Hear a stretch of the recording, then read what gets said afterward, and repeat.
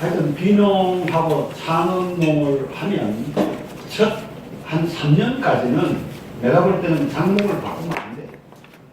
그 작목에 대해서 올인해가지고 적어도 최고급 품질의 최고의 이 생산성을 내야 되는데, 그래야 어떻게 해서 나중에 5년 후에 내가 추가적인 융자라든가 뭘 할 때 그 바탕이 있어요. 내가 작년에 금산에 그 김치 공장 하는 사람을 자문을 좀 했었는데, 이분이 타이밍을 늦었어요. 빨리 했어야 되는데, 그래가지고 신청했는데 적자가 2년치 나니까 농심부에서 못 해주겠다. 그래가지고 결국은 그 사람은 나중에 확인해 봤더니 파산 선고했더라고요. 왜 그러냐면 이 김치 공장의 규모가 적정 규모라는 게 있는데, 그 적정 규모를 못하다 보니까 엄청 노력을 하고 열심히 했는데 수익을 못 내는 거예요. 그래서 규모라는 게 있습니다. 적정 규모. 그래서 여러분들이 이 처음에 한 1, 3년 동안에는 어떻게 좀 아주 좋은 A급 품질로 생산성을 좀 이렇게 지속적으로 내는, 이게 이제 고수 수준인데, 그런데 교육받으면서 대략적으로 여러분들 알고 있는 지식 가지고 이 추가적인 공부를 안 하는데, 사실은 자료가 소스가 보면 좋은 자료가 굉장히 많은데, 첫 번째가 아무래도 좋은 게 그 지역에 베스트를 내보는 사람의 벤치마킹. 아니 저녁에 소주를 사든 막걸리를 사고 가든, 또는 그 사람이 무시하게 바쁠 때 가서 일을 좀 도와주든, 일 도와주는 걸 아마 바쁠 때 일 도와주는 게 가장 큰 격일 거예요. 그러면서 옆에서 보면 아 형님 어떻습니까? 그래서 비즈니스의 가장 중요한 걸 가지고 어떻게 편안하게 얘기를 하고 그 사람하고 접근하는 건데, 그 분야의 요 품목, 내가 지금 하고 있는 품목의 고수 벤치마킹은 다를 수가 있습니다. 그렇죠? A 고수하고 B 고수 의견이 다를 수 있다는 거는 내가 그 다음에 공부를 하면 돼요, 내가. 그래서 공부하는 그 사이트가 뭐냐 하면, 가장 많이 쓰이는 게 농사로 사이트인데, 이거는 즐겨찾기 해가지고 한 2개, 농사 기술하고 농사 경영 2가지가 있다고. 거기에 들어가면 품목 사이트가 있어요. 여기에 들어가서 자료를 전부 다운받아가지고 내가 재배 기술, 배지나 뭐 병충해 기술, 그 다음에 판매 기술 그 폴더 만들어가지고 거기다가 집어넣어놔 줘야 된다. 왜 그러나? 이런 그거에 대한 공부가 돼야 여기서 나중에 여러분들이 사업 계획서를 쓸 때 세부적으로 들어갈 수가 있어요. 근데 머릿속으로는 아는데 쓰려고 하면 못 쓴다고. 근데 왜 못 쓰느냐? 이런 사이트 들어가서 내가 깊이 있게 공부한 그게 별로 없거든. 그래서 내가 어떤 품목이 되더라도 하여튼 첫째, 둘째, 3년까지는 내가 이 품목의 최고의 고수가 된다. 딸기만 딸기 최고의 고수가 된다. 그래서 불행이라 할지 다행이라 할지 모르지만 한두 번은 병충해 때문에 한번 꺾어졌는데, 이거는 초기에 한번 겪었는 거는 무지하게 이건 다행이라고 생각해야 되는 게, 적어도 병충해에 대해서 내가 자만하지 않는다 이거지. 약간의 뭐가 나타나면 빨리 그거에 대한 조치를 해서 확산되지 않도록 그렇게 하는 건데, 그래서 농사로 사이트에 있는 자료, 그걸 하면서 또 메모해야 될 굉장히 중요한 게 뭐라고 그러냐면, 여러분들 기억납니까?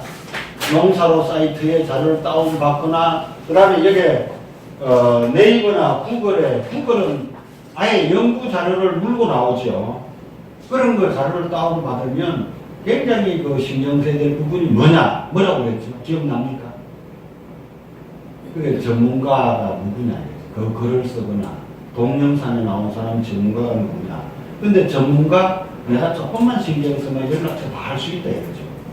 그래서 농사로 사이트, 그 다음에 네이버나 구글, 그 다음에 그게 또 관련 분야의 딸기든 저쪽에 저쪽에는 양송이 굉장히 많이 하던데, 그런 분야의 전문가들이 카페에 올린 거라든가 이런 거를 해가지고 유튜버, 그게 전문가 리스트를 잘 메모해 두면 이게 나중에 위급하고 할 때 A, B, C 세 사람한테 물어보면 거의 답이 나온다. 이제 병충해 아무리 위급한 게 있어도. 그래서 이거를 얼마나 잘 관리할 거냐. 그 다음에 이제 또 한 가지는 관측 정보. 관측 정보는 원시 자료는 어디에 있느냐면 농촌경제연구원입니다. 원시 자료를 봐야 되는 게 농사료 사이트나 그 다음에 농촌 농업기술센터에서는 그 중에 일부만 연결해 놨기 때문에 최근 자료가 업데이트가 안 돼 있어요. 그리고 여러분들은 그 채소라든가 이런 거 하는 사람들은 예측 정보가 있습니다. 아마 딸기도 지금 농가가 얼마나 되고 그 다음에 지금 생산이 어떻게 들어가고 가격이 어떻게 될 거냐는 분야별 예측 정보가 관측 정보에 농촌경제연구원 자료가 많이 있습니다. 그래서 여러분들이 그 절개찾기에 농촌경제연구원은 달라져야 돼. 관행농하고 여러분들하고 다른 점은 여러분들은 그런 가격 변화 해가지고 만약에 시기 조절을 한다 그러면 어떤 품목은 시기 조절해가지고 낼 수 있으면 그러면 그 관측 정보 여기 또 보면 그게 있잖아요. 한 3년치 월별 데이터가 나온다. 이제 가격 정보가. 그러면 나는 나중에 어떻게 그 출하 시기를 조절할 거냐. 그러면 거꾸로 고추 같은 거는 그 출하 시기 아마 그거 굉장히 변동성이 클 가능성이 많다고. 그러면 내가 어느 시기에 난 맞출 거냐. 이것도 초기 재배할 때는 굉장히 연구해야 될 부분이죠. 그래서 이런 정도 자료를 내가 수시로 볼 줄 알고 활용할 줄 알고 가공할 줄 알아야 내 이 분야의 전문가라고 좀 할 수 있다. 그래서 여기서는 중요한 건 이런 걸 자료를 보면서 내가 적정 가격을 이렇게 받을 수 있도록 이 플랜을 짜는 거. 이게 굉장히 중요하고. 그래서 첫 번째 적어도 한 3년까지는 여기에 베스트를 한다.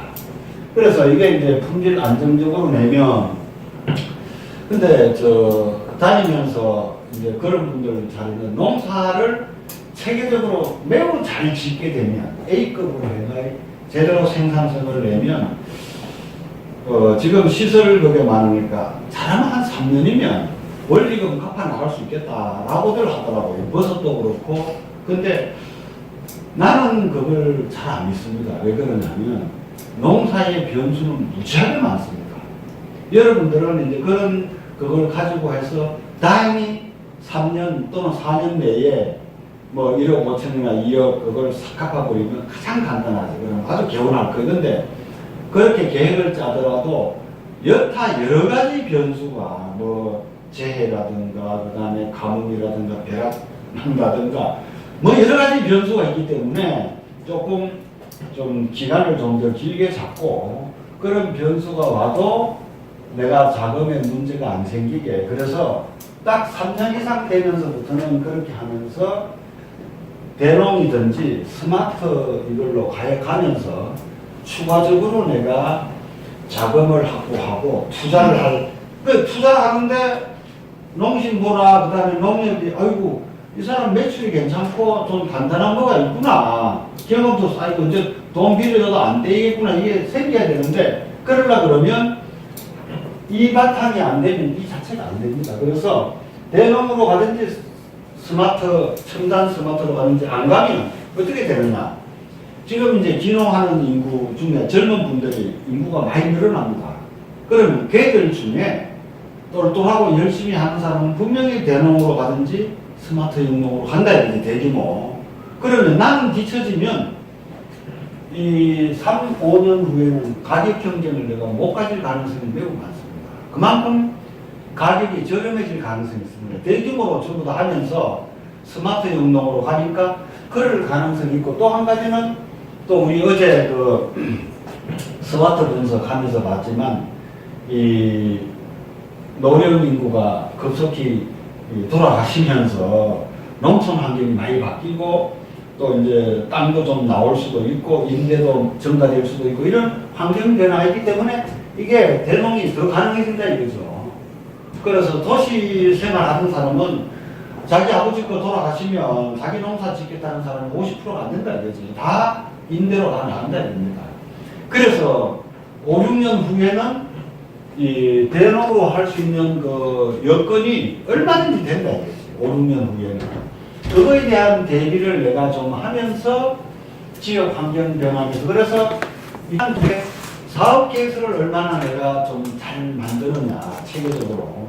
그래서 사업 계획서 만드는데 이번 그 어제 오늘 내일이 아니고 내일은 이제 휴직을 하고 모레 3일 동안에 여러분들의 사업 계획서를 그 이제 만들어 봐야 돼. 그래서 그 중에 이제 가장 기본적인 게 스와트 분석은 목적이 뭐냐면 이렇게 대외적인 환경, 뭐 인구라든가 기술이라든가 그다음에 수출 수입이라든가 환율이라든가 이 내 관련되는 아이템의 그 수입 여부 이런 거 보면서 중요한 것 중에 하나는 뭐냐면 나하고 맞느냐 이거지. 그러면 장기적인 과정을 볼 때는 나하고 안 맞으면 장기적인 과정은 다른 품목을 검토를 하면서 업종 전환을 하든지 안 그러면 두세 개 이 바스켓 중에 하나로 가면 올인하면 위험하잖아요. 그죠? 사업은 올인하면 위험해. 장기적으로는 두세 개 이 아이템으로 가야 된다 이거지. 그러려 그러면 나하고 맞는 아이템을 고르기 위해서는 스와트 분석을 해봐야 돼. 특히 이 스와트 분석에 빠지는 게 이 지역의 특성이 좀 그 깊이 있게 따져줘야 됩니다. 지역에 특히 중요한 게 뭡니까? 지역의 물, 그 다음에 기후, 그 다음에 토질, 그 다음에 뭐 여러 가지. 그래서 이 지역적인 그 특성, 그 다음에 어제도 얘기했지만 옆집에서 관리 안 하고 그냥 병 방치하니까 병충해가 나한테로 막 들어오잖아요. 그죠? 이게 이제 내가 적극적으로 신경을 쓰면 그러니까 내가 어떻게 대비해야 될 거냐. 이게 이제 짬밥 넣으면서 그렇게 해야 되는데 이 스와트 분석은 그 기후, 환경, 그 다음에 기술, 대외적인 그거, 그 다음에 인구 이런 여러 가지 조건을 보는 게 기회 요인하고 위험 요인, 외부적인 환경이. 근데 그 중요한 건 뭐냐면 품목이 정해져야 비즈니스가 정해져야 스와트 분석이 가능하다는 거예요. 일반적인 스와트 분석은 의미가 없어요. 그다음에 이제 내가 강점이 뭐가 있고 약점이 뭐가 있느냐, 나이라든가 가족이라든가 아버지가 뭘 좀 자산이 좀 있다든가 이런 그 유리한 점, 불리한 점을 해가지고 쭉 적었는데 그 스와트 분석을 하고 오늘은 뭘 좀 하려고 하는가 하면 비즈니스 모델, 네가 뭘로 돈 벌래? 3년 내지 4, 5년 뒤에. 그러면 여기 이제 좀 이따가 이게 그 동영상 사례 하나 보려고 하는데 대개 그 대놈들 크게 여기 보면 100억 이제 통장에 지키는 사람이 있어요. 그러려고 그러면 뭔가 시너지 내는 몇 가지 아이템이 같이 있다. 단일 품목이 아니고 몇 가지 시너지 내는 그게 있는데 그런 거 시너지 낼 수 있는 비즈니스 모델 이걸 이제 점진적으로 계획서 한번 딱 해가지고 이대로 딱 가는 경우도 있지만 롤링 플랜이라고 해가지고 이게 교육받고 경험하고 다른 거 보면서 내가 메모해가지고 이걸 이제 구체화해 나가면서 뭘로 돈 벌래 하는 게 비즈니스 모델 아닙니까? 그죠? 이거를 캔버스라고 해가지고 분야별로 따지면서 한번 작성을 해본다 이거지. 그래서 여러분들 것도 그려봐야 되지만 오늘 목적은 이제 우리 강사관님은 근데 비즈니스 모델은 판매를 하고 있는 사람한테 비즈니스 모델이 이게 잘 먹혀. 그리고 절실해. 근데 이제 나는 생산만 잘하면 크게 문제가 안 되려면 이 비즈니스 모델은 조금 고민을 덜 하셔도 되는데 나는 뭘 한번 팔아볼 거야.